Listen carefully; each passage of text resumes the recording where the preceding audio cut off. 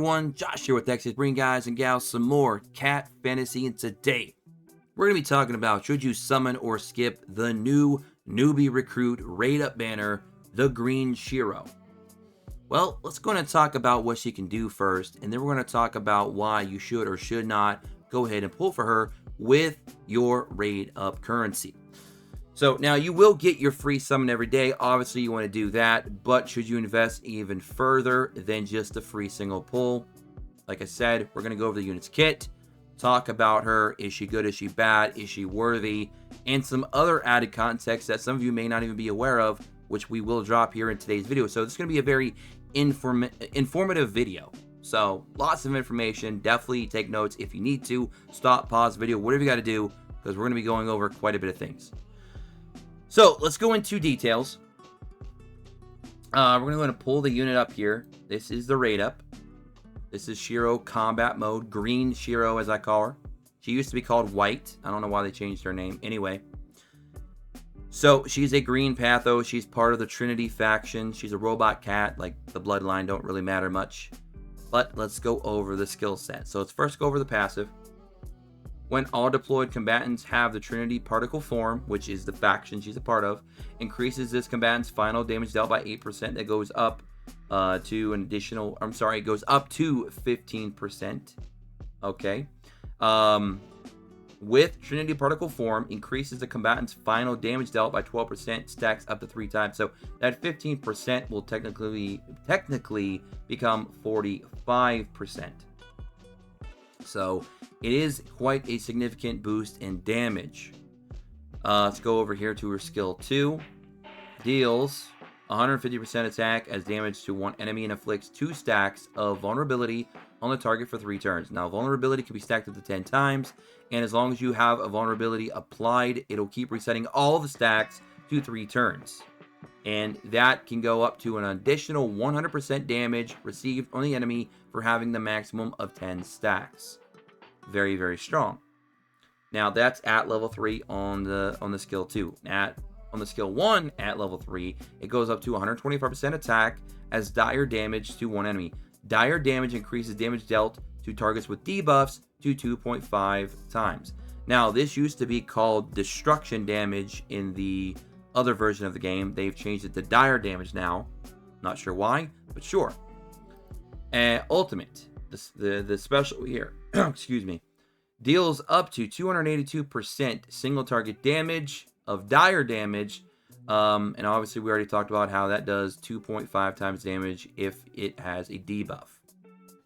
So she already gives you the debuff that is required to give her additional damage. Now you can use any debuff to get that dire damage to activate, but she already has one built into her kit here, as long as you have a level 2 skill 2 or better. So there's that. You can also pair her up with some other units that also apply debuffs as well. Now her star up effects. This is going to be getting into the point where you're going to be needing multiple copies. Unlocks at 1 star. When using 1 star energy assault, inflicts 1 stack of vulnerability on the target for 3 turns. Now 1 star energy assault would be her skill 2, but now you don't need it to be at level 2 to get the debuff. Now you only need it to be at level 1. So basically, always going to be able to use that when you have that skill in your deck when you're getting ready to pop a skill off. So that's very, very strong. So you're going to definitely want to get her to 1 star if you pull for her because of how strong that really is. Now at 4 star, this is going to take several copies. Change the effect of field reinforcements to for every deployed combatant, excluding this one with Trinity particle form. Increases this combatant's final damage dealt by 12%, stacks up to 3 times. So that is part of the passive here, as you can see, at 4 star.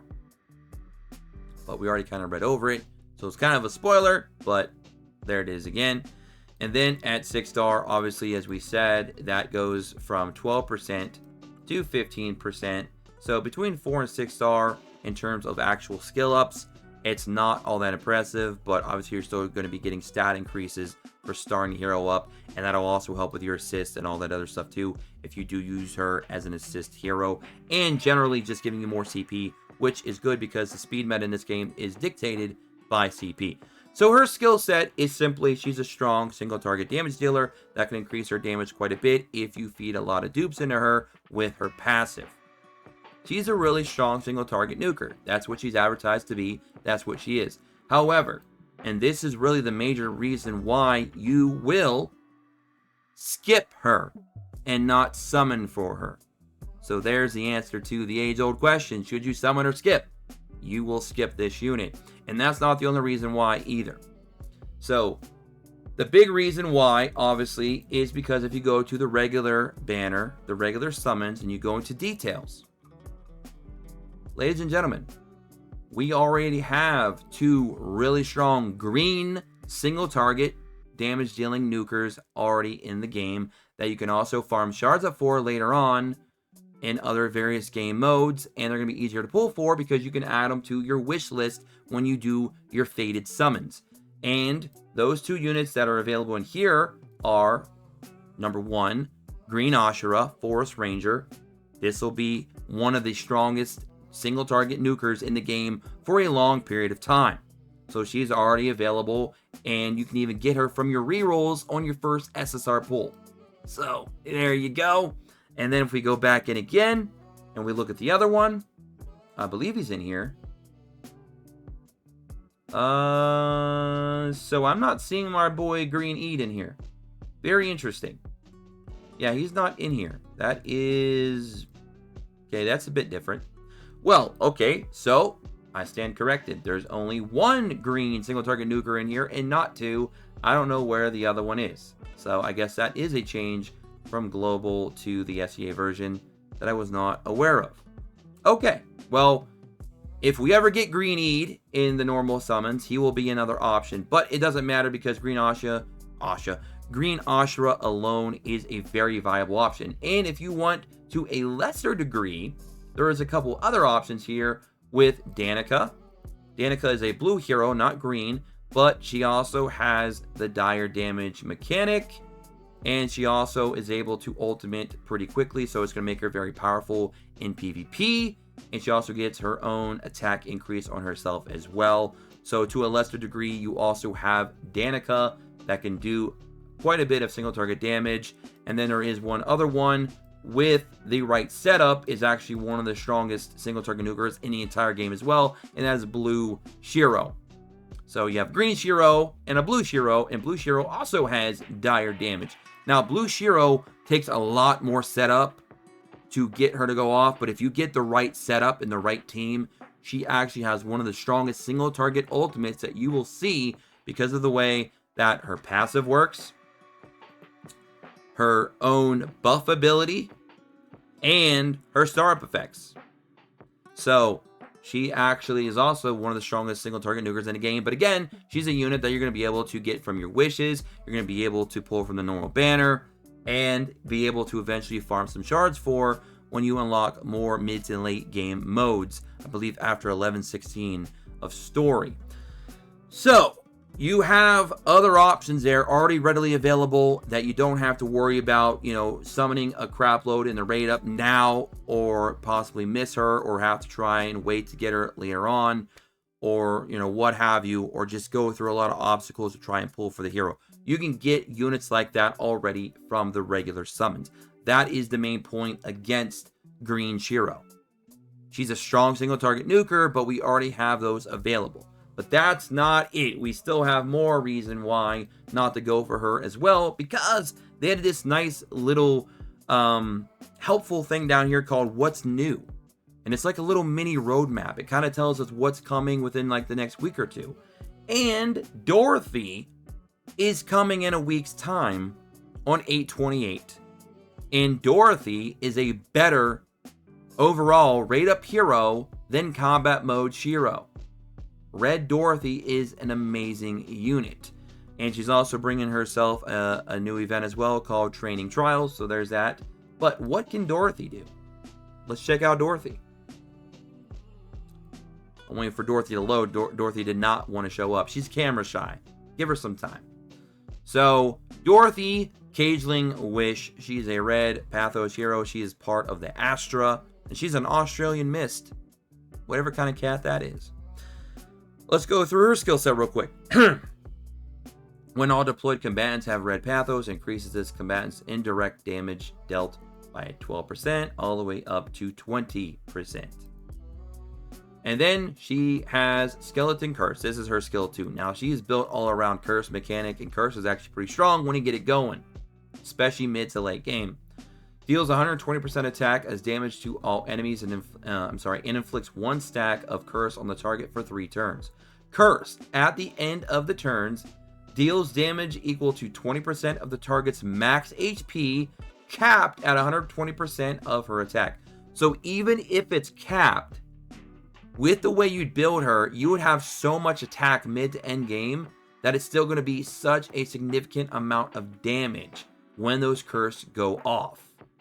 And the fact that it does 120% damage to all enemies and gives them a curse on top of it for 3 turns, that is a lot of consistent damage.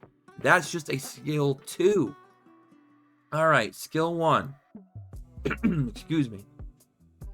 Deals 200% attack as indirect damage to 1 enemy. Indirect damage deals a set amount of damage based on attack and indirect damage boost reductions.